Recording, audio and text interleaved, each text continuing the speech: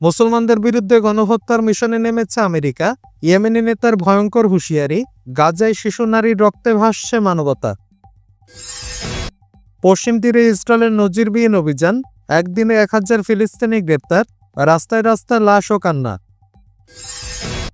ধ্বংসস্তূপের নিচে লুকানো ভয়ঙ্কর রহস্য, ইসরায়েল ইরান যুদ্ধে ক্ষতিগ্রস্ত পারমাণবিক স্থাপনায় পড়ে আছে সমৃদ্ধ ইউরেনিয়াম, স্বীকার করল তেহরান। দোহার আকাশে ইসরায়েলি হামলার গর্জনে আরব নিরাপত্তার সব কাগজপত্র উড়ে গেল। কাতারকে এখনই ওয়াশিংটনের উপর থেকে বিশ্বাসঘাতকতার ছায়া ঘুচিয়ে নতুন মিত্র খুঁজে নেবে। ইসরায়েলের বিরুদ্ধে করা অবস্থান, নেতানিয়াহুর গণহত্যার হুমকি মন্তব্যে খেপে গেল স্পেন, তলব করা হলো কূটনৈতিককে। মোসাদের হয়ে গুপ্তচরবৃত্তি, ইরানের 4 জনের মৃত্যুদণ্ড, বিস্ফোরণ অগ্নিসংযোগে জড়িত থাকার অভিযোগে কাঁপছে তেহরান।